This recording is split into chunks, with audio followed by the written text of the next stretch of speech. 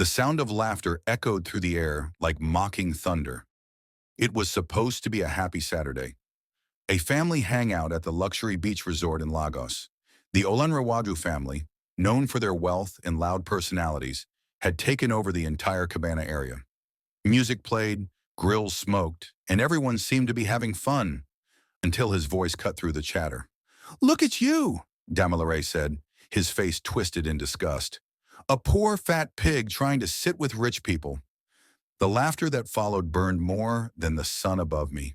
I froze, holding my paper plate of grilled fish and jollof rice. My hands trembled. Every cousin and aunt turned toward me, their laughter caught somewhere between surprise and discomfort. "Dami!" his father barked, but the damage was done. Tears threatened to spill, but I swallowed them. My full figure suddenly felt heavier, my ankara dress tighter. Everyone was watching, and I couldn't move.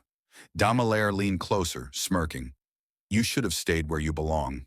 At home, in your small flat. This hangout isn't for—" Then it happened. A black Rolls-Royce Phantom glided into the resort's private drive, its body gleaming like polished obsidian under the afternoon sun. The entire Olenrewaju family turned. Even the waiters paused. From the back seat stepped out a man. Tall, dressed in a perfectly tailored white caftan, dark sunglasses shielding his face. He wasn't just anyone. He was the billionaire everyone in Lagos had been talking about that month. Chief Adeyemi, the man rumored to be buying up half the city's coastline for a massive resort development. And his eyes went straight to me.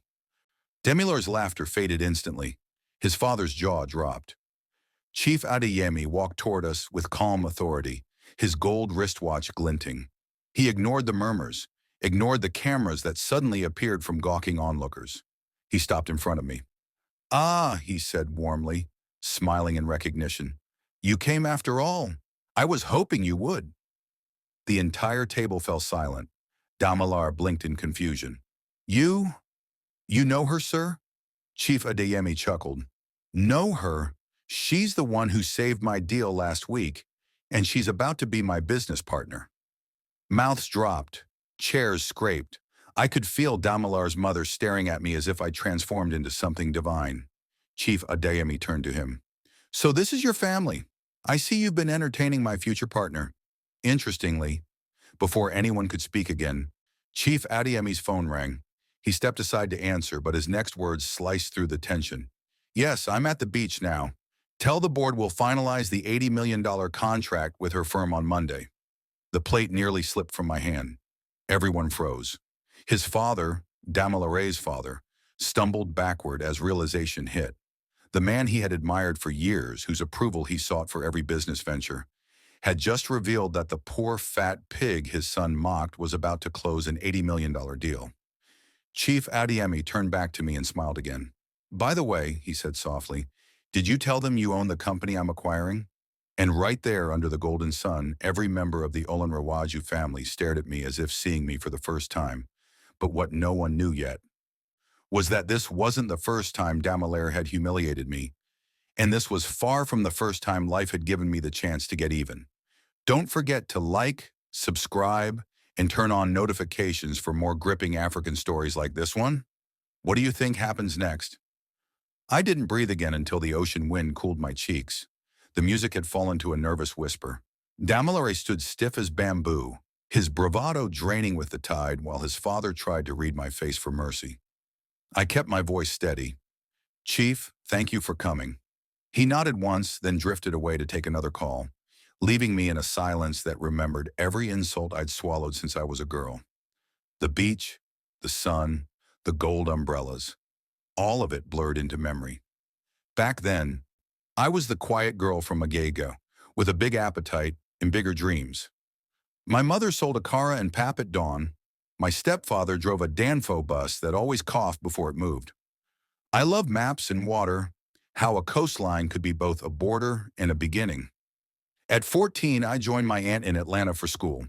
The kids there were kinder to my accent than they were to my body. I wore oversized hoodies, learned to outrun shame, and learned something better. I didn't have to outrun anything if I became the storm. College pulled me into civil engineering and urban planning. Summers took me back to Lagos. to fishermen whose nets were shrinking along with their hopes. I saw how developers ignored water, wind, and people, then wondered why walls cracked and markets flooded. I started a tiny consultancy from my aunt's basement, a laptop, and stubbornness. I called it Olu plus tide because my grandmother used to say, when the tide turns, even the smallest canoe finds courage. Damilare appeared at weddings and homecomings like a bad advert you couldn't skip. Louder suits, sharper insults. He measured people by cars and waistlines. Once, at a cousin's naming ceremony, he laughed into the microphone and called me the before photo. People roared, I smiled, bought baby gifts, and filed the moment away like a receipt. Last week, Olu plus Tide got its first real break. A public hearing in Ikoyi was collapsing into chaos. The resort plan on the table was glossy and foolish, a glass palace pretending the ocean was a pet. I stood up, hands shaking, and explained a cheaper design that respected the tide, redirected runoff, and saved the mangroves that fishermen needed. I didn't know Chief Adeyemi was in the second row, watching me redraw his dream with a pencil and honesty. Afterward, he found me outside. You saved me a lawsuit in 10 years, he said. Come to the office tomorrow. I presented a full plan and a list of communities to employ first. He presented something else. Respect. We shook hands. A week later, he called me partner. But there was a knot in the rope. Olan Rewaju Marine Logistics, Demilare's father's company, controlled the permits for shoreline haulage. Their contracts were messy, their loans older than their trucks, and they'd been stalling the city for months to drive up fees. I didn't hunt revenge. I hunted clean numbers. The numbers said their debt was available to buy. Chief took that route quietly, not to ruin them, but to stop the bleeding that was drowning everyone else. Now at the beach, the tide of past and present crashed in the same wave. A message pinged his phone. He returned, eyes calm, then faced Damilar's father. Chief Olan Rewaju, I respect your years in business, he said softly. But I must be transparent today, right here, so misunderstandings don't grow. He showed him the screen. The older man blinked, then blinked again. The color left his face. I saw the headline of a private memo reflected in his sunglasses. Transfer confirmed. Consolidated debt acquisition complete. Olan Rewaju Marine Logistics. Controlling interest assigned. Damilar's father swallowed. What does this mean? It means, Chief answered, your company has a new majority stakeholder, as of this morning. Heads turned toward me like iron to a magnet. I hadn't touched the phone, but the truth was already walking toward us. Chief looked at me, then back at them. And your new operational lead is her. The sea seemed to hold its breath. Damilare finally found his voice. You can't be serious. Her? I stepped forward. Even my shadow stood taller. We start with audits on Monday, I said evenly. Safety first. Community hires next. We're rebuilding the right way. And if we refuse, Damilare asked, chin shaking. Chief didn't blink. Then we enforce the covenants you signed, but I prefer partnership. From the far end of the cabana, a young man sprinted in with a tablet and panic in his eyes. He whispered to Chief, who glanced at me with a question I hadn't expected. Naomi, he said quietly, someone filed an emergency injunction against the acquisition 30 minutes ago, using your mother's name. The ground tilted under my feet. My mother? The woman who hated paperwork and never left Lagos mainland after dark? Whoever did this knew exactly where to cut. If you're still with me, let's build this community together. Like the story, share it with a friend who loves suspense, and subscribe so you don't miss what comes next. Drop a comment telling us where you're watching from. Lagos, Accra, Nairobi, Atlanta, New York. What would you have done in my shoes at that beach? Have you ever seen pride fall this fast? Don't forget to like, subscribe, and turn on notifications for more gripping stories like this. I left the shade of the cabana and walked toward the water, phone to my ear, heart kicking against my ribs. My mother didn't pick up. She never ignored my calls, not even when she was rolling hatakara by the dozen. I tried again, straight to voicemail. Chief's aide pulled up the filing on the tablet. The injunction used my mother's full name, a passport number she'd only used once for a church trip to Ghana, and a shaky power of attorney. The signatory line looked like my mother's handwriting. Almost. The M curved the wrong way, like a wave turning back to the shore. Daimler hovered a few feet away, pretending to scroll his phone while savoring the chaos. "So," he said lightly, "the poor fat pig's mother is suing the ocean now?" His smile faltered when I looked at him. Not angry, just seeing him. "You're loud, Dami," I said calmly, "but even the loudest drum is hollow if it's cracked." Chief touched my shoulder. "We'll verify the document and meet the judge within the hour. If it's forged, it will break in court." He paused, then added as if remembering a proverb of his own, "Truth travels slower than rumor, but it doesn't get tired." We drove off the island. The Echo Bridge spread ahead like a giant spine. On the mainland, the air changed, denser, closer, more honest. I told the driver to stop near Oko Oba, by the small canal where fishermen stitch their nets. An old man I knew, Baba Siri, sat under a patched umbrella, tying bright nylon lines like he was repairing time itself. "Daddy," I greeted, crouching. "Have you seen my mother today?" He didn't look up. Morning she passed here with a black nylon bag, headed toward the bus park. She looked like rain was walking behind her. "Did she say anything?" He tugged a knot tight. "Only asked about a story my own father told me, about the tortoise who borrowed a shell to attend a feast. He shined it, he danced, he insulted those who had less shine. But when the owner came to collect, he ran. They stripped him in the square." He glanced up at me, eyes clear as brine. "Borrowed shine is still borrowed." The words sat heavy. Borrowed shine, borrowed name. Chief's aide called. "We traced the filing," he said.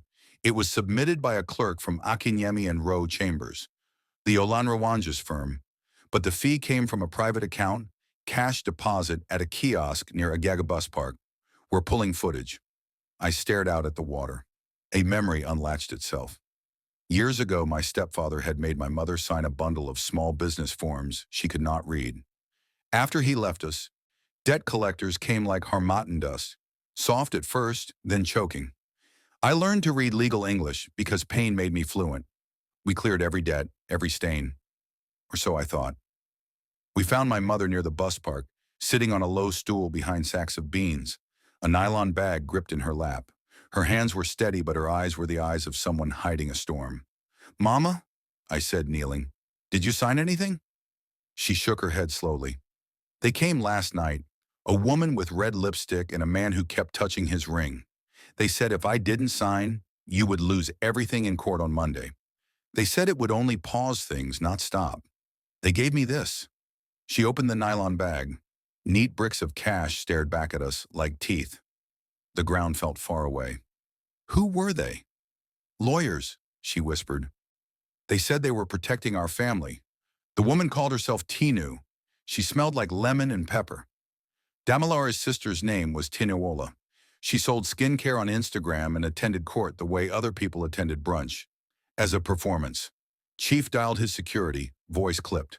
"Find Tinuola Olanrawaju. Now." As we turned to leave, a boy ran up, breathless. "Auntie Naomi, people are shouting at your house. Vans with red and blue lights. Court paper." We raced to our street. A small crowd had formed. 2 court bailiffs stood at our gate with folded documents, a videographer in their shadow. Across the road, a sleek SUV idled with tinted windows. I could feel eyes on us, watching not to witness, but to film. The first bailiff lifted the paper.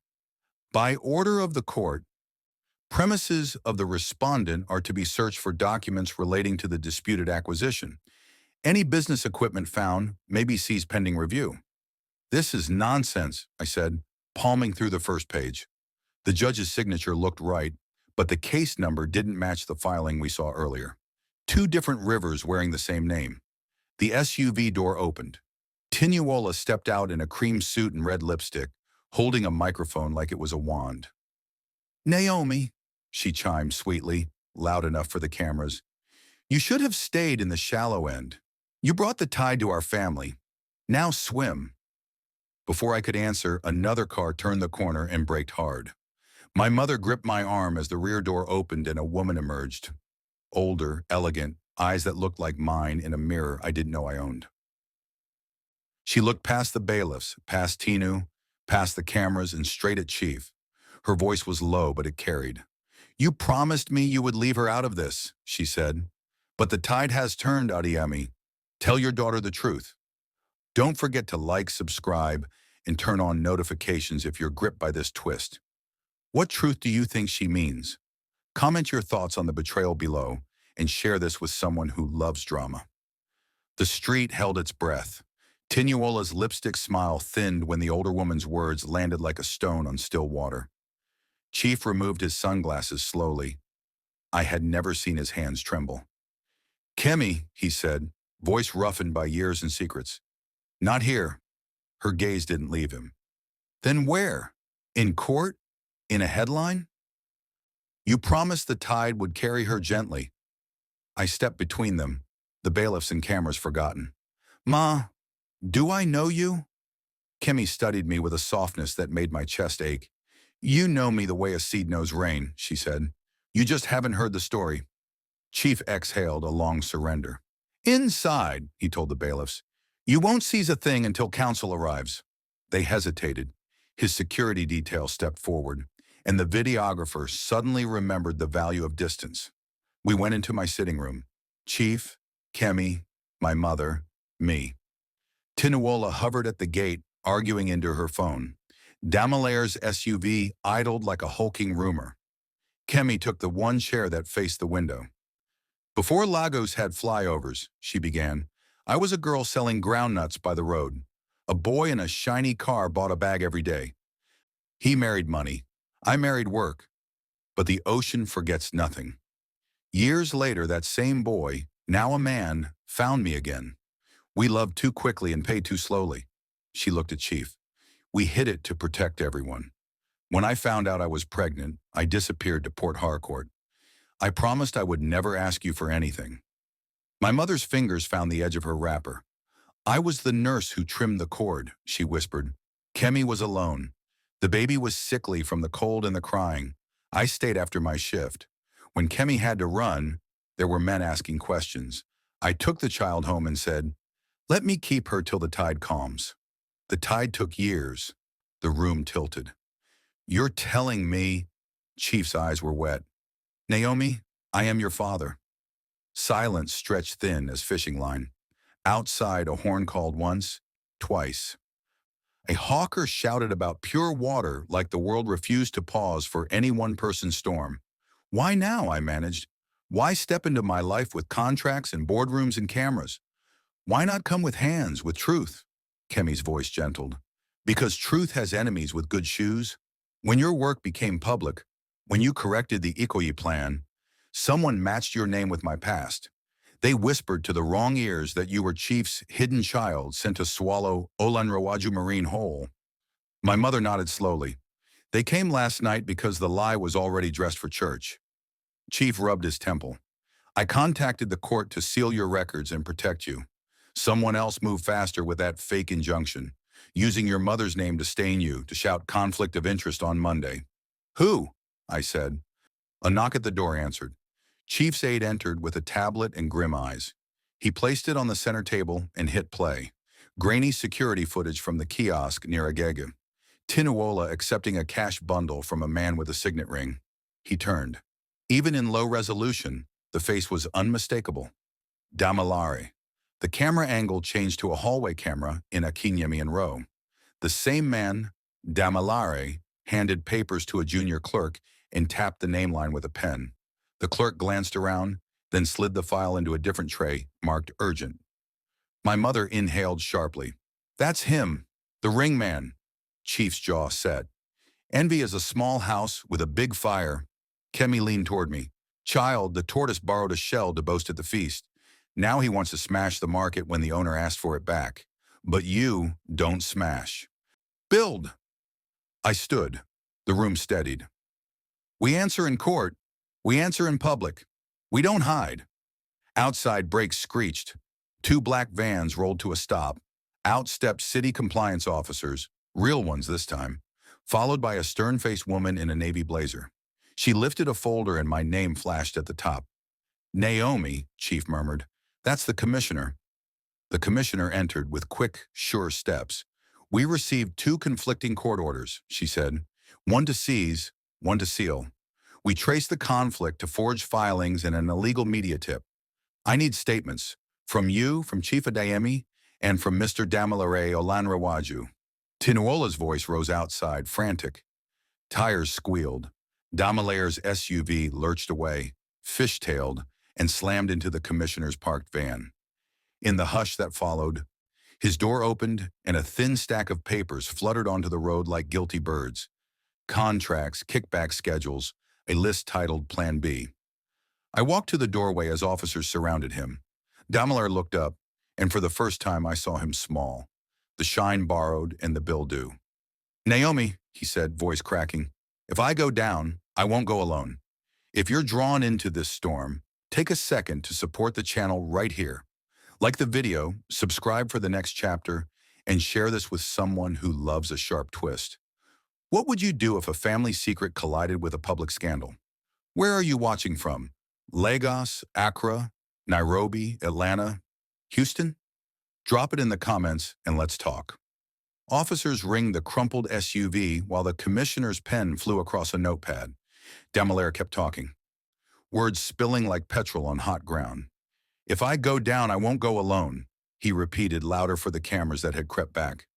Ask Chief why he's buying my father's life's work through the back door. Ask Naomi why her mother signs papers at midnight. The commissioner raised a hand. Enough. We'll separate statements. Her team ushered Damilare toward a patrol car. He twisted free just long enough to point at me. You think this makes you rich? My father will crush you before Monday. As if summoned, a sleek vintage Mercedes eased onto the street. Chief Olanrewaju stepped out in a crisp agbada, silver hair cut to a warrior's discipline. People parted for him by habit. His gaze swept the scene. Bailiffs, cameras, the fallen papers, his son in handcuffs, and landed on Chief Adeyemi. For a breath, Lagos forgot to be loud. Chief, he said, jaw tight, tell me this is a misunderstanding. Chief Adeyemi didn't move toward him. It isn't. Olanrewaju's eyes narrowed. You bought a rumor. I bought your debt, Chief replied, even, and the leverage attached to it. I chose to keep you on as a partner. Your son chose otherwise. It was there, the completion of the title written across his face as understanding washed over him. He had just seen the billionaire who bought his company. The iron pride in his shoulders drooped, then straightened by habit. He turned to me. And you, this is your doing? My doing, I said, is to keep the shoreline working and the workers safe. We're rebuilding the right way. A murmur ran through the crowd. Fishermen, boat riders, aunties with nylon bags, students with phones held high. The old story of the tortoise and borrowed shell floated between them like a proverb looking for a mouth. The commissioner cleared her throat. We have forged filings, a staged seizure, and a probable attempt to obstruct a public project. Mr. Olanrewaju, your son will be questioned. We'll need you at the station as well. My son made mistakes, he said, voice iron-wrapped. But this is still my house, my name. Adeyemi, you could have called me. I did, Chief answered softly. Twice. You sent me Tinuola. All eyes swung to the cream-suited sister, who suddenly found the fit of her sleeve very interesting. The commissioner nodded to an officer, who retrieved the red lipstick-stained documents from earlier. The ghost of a signature wobbled on the page. Olanrewaju faced his daughter. Did you place my company at the edge of a cliff to bargain for better shoes? Tinuola's chin lifted, then faltered. I was protecting us. They were going to push us out. I filed the pause so we could negotiate. With counterfeit orders, the commissioner said, and a cash bribe to a clerk. I didn't bribe, she snapped. I returned a favor.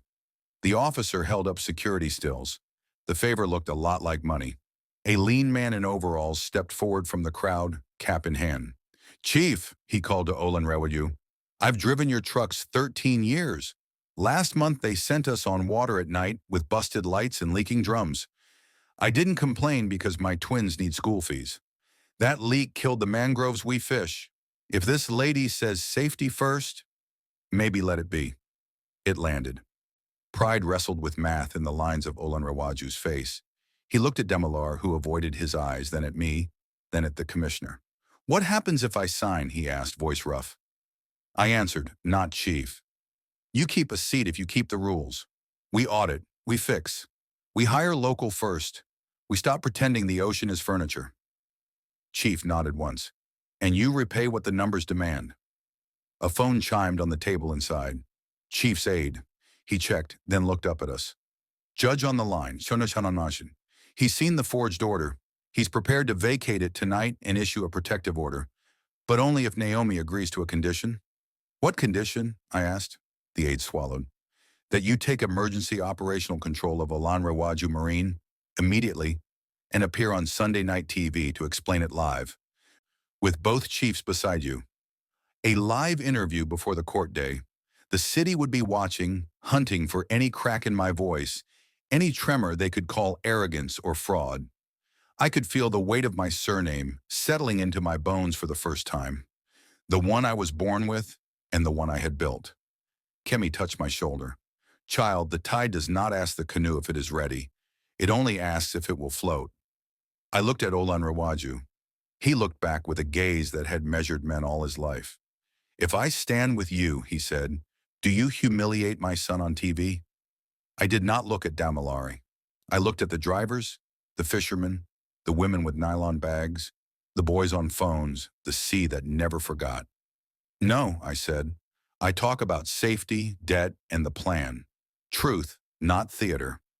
The commissioner waited, pen above paper. "Well, I'll do it," I said. "I'll take control. We go live tomorrow." In the next heartbeat, a siren wailed. Not police.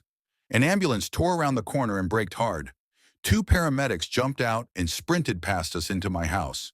The foremost shouted back a word that yanked the air from my lungs. "Collapse in the sitting room. Female, mid-50s. My mother." If this story has you on edge, tap like and subscribe so you don't miss what happens to Mama in the live interview. Share with someone who loves high-stakes drama, and tell me in the comments, should Naomi go easy on the Olan Rawajas on TV or expose everything? The ambulance doors swung open and the paramedics rolled my mother through our doorway and out again in seconds that felt like a year. I ran beside the stretcher, Chief and Kemi on my heels.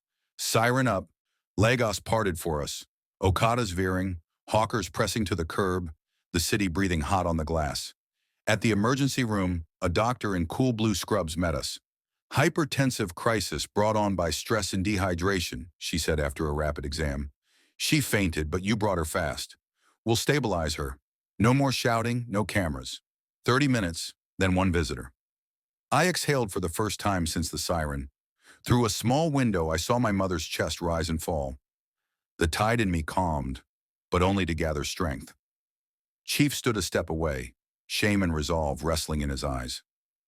"I have lawyers scrubbing the forged filings," he said. "The commissioner will hold the fake order. The judge is prepared to protect you. I will stand beside you tomorrow." Kemi touched my arm, "And I will sit in the front row. A tide has many witnesses." We waited on plastic chairs that pinched the backs of our knees. I answered 3 calls from the commissioner, one from the judge's clerk, and one from an old fisherman who had heard a rumor that the interview would be about dragging men on TV. I told him it would be about boats that don't sink. Olan Rewaju arrived, alone this time. No convoy, no cameras. He looked smaller under hospital lights. "My son is talking too much," he said quietly. "I taught him to win. I forgot to teach him to lose with dignity."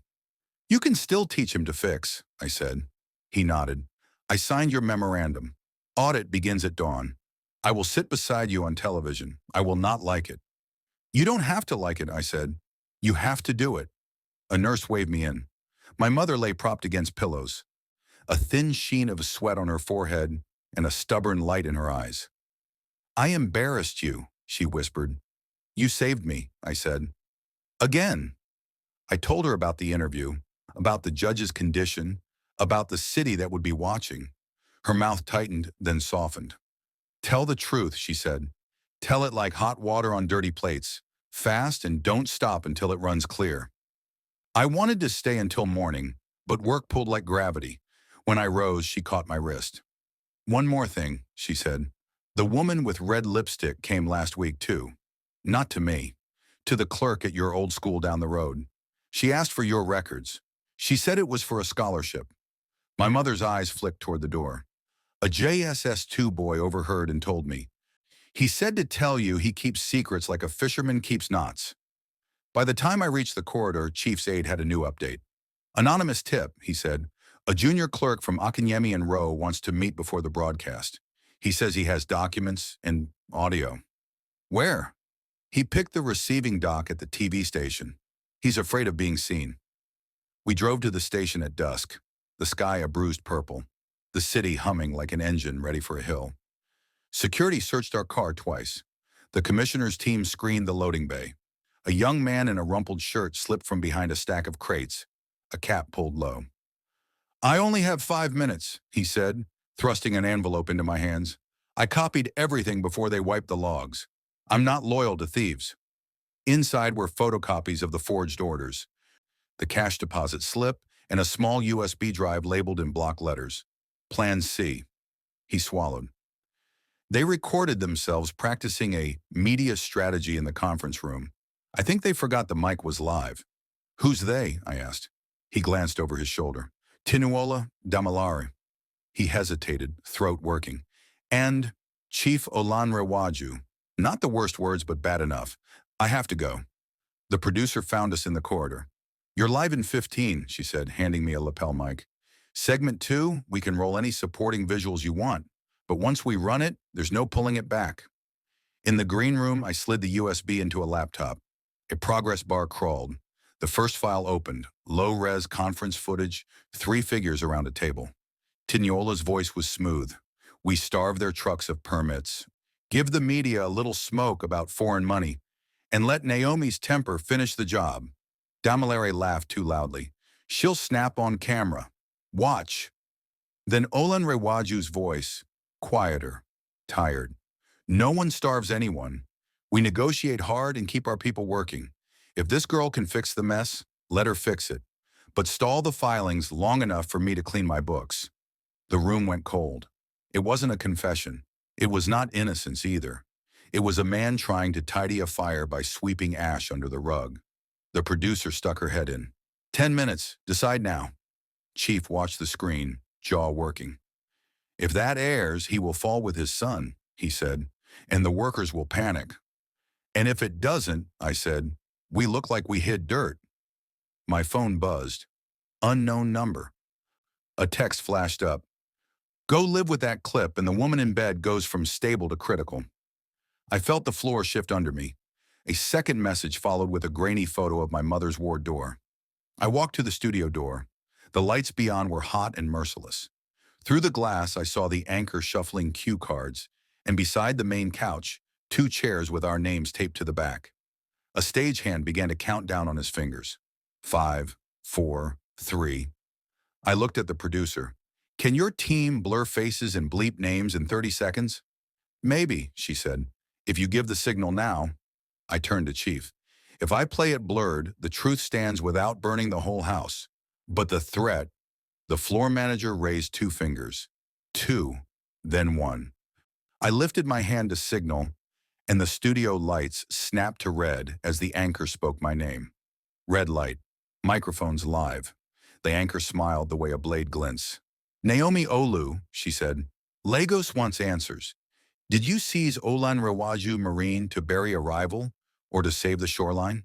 And who are you to Chief Adeyemi, really?"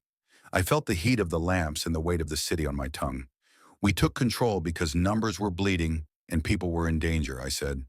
"Tonight we start with truth, not theater." I nodded to the producer. On the screen behind us, the conference room clip rolled. Faces blurred, names bleeped. Tinu's strategy of smoke. Damilare's hope that I'd snap. The older male voice insisting on hard negotiation and a chance to fix. The point wasn't to humiliate. It was to show the weather of the room that nearly drowned a city's project. "We will audit," I continued. "We will put safety first. We will hire from the coastline communities. We will pay what the numbers demand, and no one will drive leaky drums into the night again." The anchor leaned forward. Are you Chief Adeyemi's daughter? The studio air thinned. I glanced at Chief on the opposite chair. He didn't flinch. My work stands on its own, I said steady. My private life is sealed by the court to protect people who did nothing wrong. What the public needs tonight is a plan that will not fail.